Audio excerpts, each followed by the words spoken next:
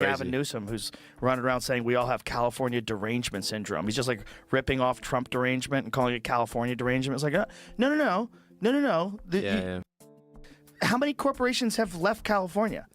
Let's talk about California for a second, because apparently if you even mention that the state might be collapsing, Governor Gavin Newsom thinks you got California derangement syndrome. Yeah, that's his new catchphrase. He basically copied Trump's line, flipped it, and called it clever. But let's be real. No one's deranged for pointing out what's right in front of them. Corporations are bailing, people are fleeing, the cost of living's insane, and homelessness keeps exploding. Every time someone mentions it, Newsom flashes that politician grin, waves it off, and starts bragging about California's innovation and education. It's the political version of saying, "Don't look behind the curtain." Joe Rogan wasn't buying it. He and Elon Musk ripped into Newsom recently, and it was brutal. Hilarious, but brutal. Rogan called out what Californians already know. This state's turned into a case study on how good intentions and bad management can burn through billions and still make everything worse. Musk, who literally moved Tesla out of California, said the quiet part out loud. California's broken because too many people are profiting from the chaos. Just look at the businesses sprinting for the exits: Tesla, Oracle, Chevron. These aren't mom-and-pop shops. They didn't leave because they hate sunshine or want cowboy hats. They left because California's taxes and regulations make it impossible to operate. Oracle bailed to Austin in 2020. Tesla followed in 2021. Chevron, after a century in the Golden State, packed up for Houston in 2024. When the companies that help build the California dream start running for the door, that's not a coincidence. It's a warning flare. There's always something. That's what's nuts. There's always some new law that's passed, some new insane thing that California's doing. Yeah. And it's like a giant chunk of it's happening in California. The most preposterous things that I get. Yeah. And then you got Crazy. Gavin Newsom, who's running around saying we all have California derangement syndrome. He's just like ripping off Trump derangement and calling it California derangement. It's like, no. How many corporations have left California? It's crazy. Like, hundreds. Yes, hundreds. Right? Hundreds. Yes. That's not good. Not Chick-fil-A. I think In-N-Out left. Yeah, In-N-Out left. They moved to Tennessee. Yeah. Yeah. They're like, we can't do this anymore. Right. And It's like, the California company for food. It's Yes. like the greatest hamburger place ever. it's awesome. Yeah. Yeah, and I'm actually speaking of like just sort of open source and like looking at things openly. I just like going in and out and seeing them make the burger. And the funniest part, Newsom acts like these companies are just going through a midlife crisis. As if uprooting an entire corporate headquarters and moving across the country is the same as taking a long weekend. Rogan said it best. How many alarms have to go off before you admit the system's broken? California keeps pretending it's still the land of opportunity. But let's be honest, the opportunity's already packed up and moved east, and they're taking the jobs with them. But the real elephant, or maybe the tent, in the room is homelessness. California somehow turned a fixable problem into a billion-dollar business. $24 billion spent, and the streets look worse than ever. Tents everywhere, crime up, open drug use on every corner, and officials still patting themselves on the back for their compassion. But let's call it what it is. This isn't compassion. It's negligence dressed up as virtue. It's policy theater. Press releases instead of progress. Instead of helping people rebuild, the system rewards dependence. Instead of cleaning up the streets, it's normalizing them as permanent campsites. That's not empathy. It's enabling. I'm not actually speaking of like just sort of open source and like looking at things openly. I just like going in and out and seeing them make the burger. Yeah, it's right there. They chop the onions and they you just see everything getting made in front of you. Yeah. It's great.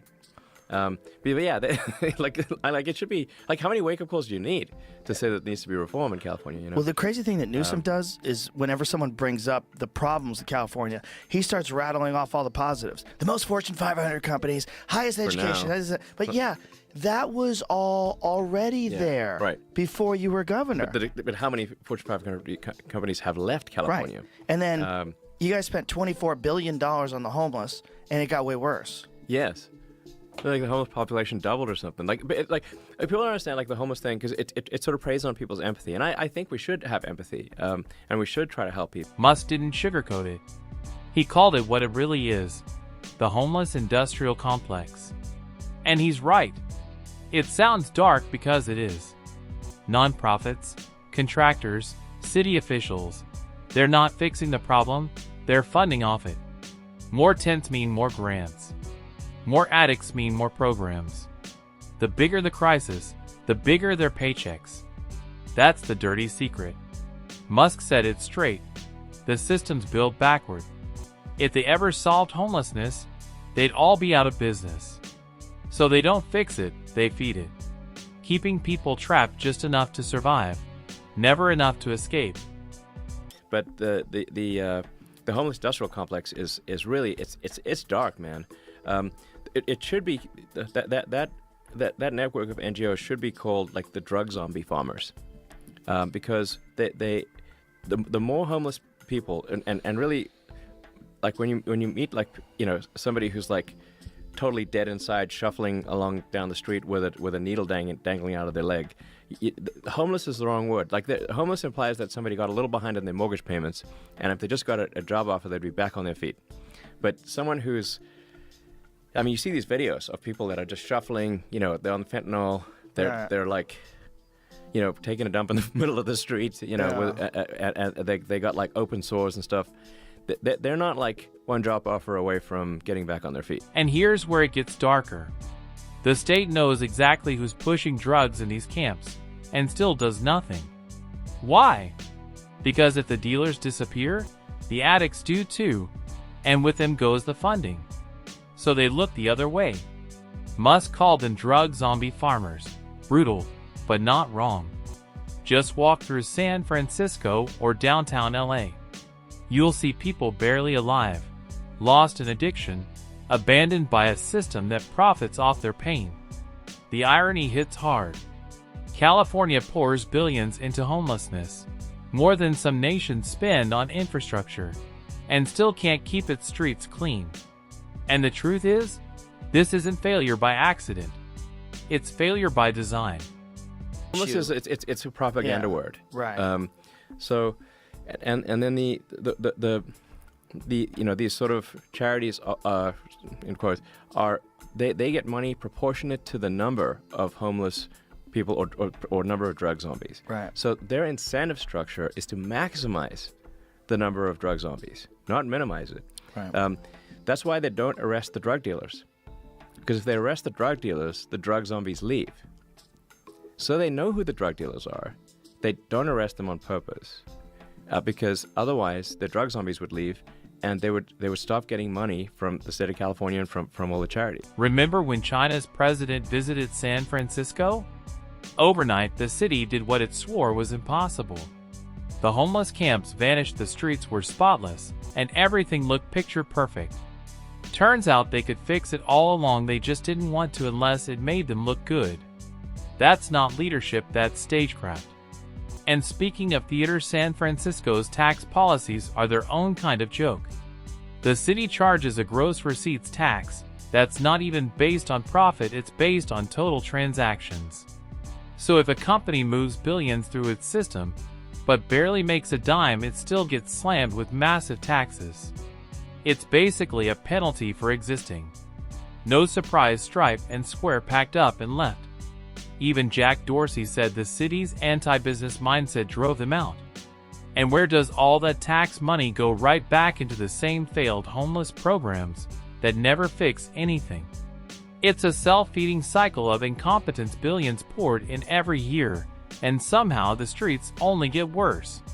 Some estimates say California now spends nearly $1 million per homeless person, and still calls that progress. that real? So they're in coordination with law enforcement on this? Yeah. So how do they have those meetings? They're all in cahoots. Well, when you find this, it's like such. This is a diabolical scam. And San Francisco has got this tax, this gross receipts tax, which it's not even on revenue; it's on all transactions, which is why Stripe and Square and a whole bunch of financial companies had to move out of San Francisco, because it wasn't a tax on revenue; it's tax on transactions. So if you do trillions of dollars transactions, it's not revenue. You're taxed on any money going through the system in San Francisco. Like Jack Dorsey pointed this out, and they said look that they had to move Square from San Francisco to Oakland, I think. Stripe had to move from San Francisco to South San Francisco, a different city, and that money goes to the homeless industrial complex. That tax that was passed. So there's billions of dollars that go, as you pointed out, billions of dollars every year that go to these non-governmental organizations that are funded by the state. It's not clear how to turn this off. Let that sink in. $1 million per person, and they're still sleeping on sidewalks. You could give every single one of them an apartment, a therapist, and a job coach for that kind of money, but instead, it vanishes into endless paperwork, admin salaries, outreach, meetings, and nothing changes. That's why Rogan's anger hits home. It's not that Californians don't care, they care deeply, but empathy without accountability turns into chaos. At some point, compassion has to come with consequences, otherwise, it's just empty virtue signaling while people die in the streets. The only way this crisis ends is if California decides to fix it, not fund it. That means real reform, rehab programs with structure, mandatory treatment for addicts, mental health centers that actually work, and housing that leads to real jobs. Clean up the encampments, enforce safety, stop pretending letting people rot on sidewalks is humane. It's not. It's lazy governance disguised as compassion. And here's the truth. Musk said what many are afraid to admit: this chaos isn't accidental, it's ideological. The same leaders who built this system use suffering to fuel their own agendas. They call it inequality or systemic injustice. Whatever sells that week, while the money keeps flowing and the streets keep filling. Look closer, and you'll see who benefits. Nonprofits cash in, consultants grab contracts, politicians pose as heroes while dodging blame, and anyone who calls it out gets branded the villain. That's the new game. Discredit the truth so you never have to face it. It's a self-licking ice cream cone situation. They get this money. The money is proportionate to the number of homeless people or number of drug zombies, essentially. So they try to keep that. They try to actually increase, because that in some cases it's somebody did an analysis. When you add up all the money that's flowing, they're getting close to $1 million per homeless per drug zombie. It's like $900,000, something like some crazy amount of money is going to these organizations. So so they want to keep people just barely alive. They need to keep them in the area so they get the revenue. So that's why, like I said, they don't arrest the drug dealers, because otherwise the drug zombies would leave. But they don't want to have too much. If they get too much drugs, then they die. So they're kept in this sort of perpetual zone of being addicted, but just barely alive. Rogan and Musk have both been targets of the same smear campaign. Rogan is labeled a misinformation machine just for having open conversations on his podcast. Musk is called a threat to democracy for buying Twitter and defending free speech. It's the same playbook every time. If you don't align with the narrative, you're dangerous, hateful, or alt-right, and the media obediently plays along. Rogan nailed it. The far left doesn't debate, they brand. They don't argue, they cancel. You disagree, you're a Nazi. You question policy, you're anti-science. You suggest accountability, suddenly you're heartless. It's all emotional manipulation dressed up as moral superiority. Nobody's saying California should ignore human suffering or become a police state. The point is balance. Real empathy is doing what's best for people long term, not what makes politicians feel good short term. Cleaning up the streets, enforcing laws, offering real rehab isn't cruelty. It's compassion that actually works. California used to symbolize American success, innovation, and freedom. Now it's a warning of what happens when ideology replaces practicality. When accountability dies, crime rises, drug markets open, housing becomes unaffordable, and politics prioritizes image over impact. And it's not just California. These same ideas are spreading. Austin, Texas is already seeing it. Unsafe libraries, drug use in public spaces, laws ignored in the name of compassion, and an elite class profiting from the decline. Even the justice system isn't immune. So how is this coordinated with like DAs that they'll prosecute people? Yeah. So when they hire or they push, so they fund the campaigns of the most progressive, most out there left-wing DAs. They get them into office. We've got that issue in Austin too, by the way. Yes, we do. do. You see that guy that got shot in the library? No, I heard about a guy it. got shot and killed in the library. I think that was just like last week or something. Right. So some friends of mine were telling me that like the library's unsafe. Like they took their kids to the library, and there were like dangerous people in the library in Austin. Remember the story Rogan shared about the judge who sent defendants to a rehab center he personally profited from? Total conflict of interest. People who should have faced real consequences were instead sent back onto the streets under the guise of rehabilitation. Some of these judges didn't even have the proper legal credentials to hold their positions. That's not justice. It's corruption disguised as empathy. Isn't there a crazy story about the judge who was involved, who had previously dealt with this person, was also invested in a rehabilitation center and was sending these conflict of interest? Yes. So sending people that they were charging to a rehabilitation center instead of putting them in jail, profiting from this rehabilitation center, letting them back out on the street. Yes, and violent, insane people. And there, in that case, I believe that judge has no law degree or a significant legal experience that would allow them to be a judge. It all comes down to one simple truth. California doesn't have a homelessness problem. It has an accountability problem. Billions disappear, yet no one is held responsible. Programs fail, but no one loses their job. The only winners are the ones cashing the checks. And the final insult, watching Newsom clear the streets for a photo op when foreign leaders visit, proves fixing the problem isn't about resources, it's about priorities. If they can do it in 24 hours for optics, they can do it anytime. They just don't. That's why people like Rogan and Musk speak up. They're not playing politics. They're pointing out reality. Both have lived in California, seen the decline firsthand, and aren't afraid to say what millions are already thinking. The system is rigged, the incentives are broken, and until that changes, nothing else will. Maybe we do have California derangement syndrome, but it's not because we're obsessed. It's because we're watching one of America's greatest states self-destruct in real time while its leaders pretend everything is fine. At some point, voters have to stop buying the spin. They have to reject moral theater in place of real solutions. California can still be fixed. It can be the beacon it once was, but only if people stop confusing inaction with empathy and start demanding real results. I have friends that are comedians that called you a Nazi, and I got pissed off. Are you serious? Oh yeah.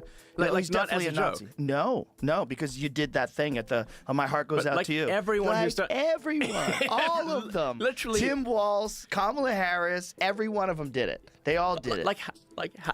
How do you point at the crowd?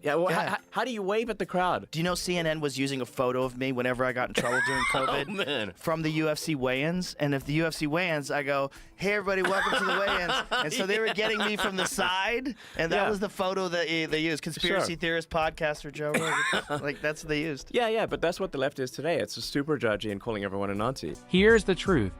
No one in power wants to admit that chaos is profitable. Misery funds campaigns.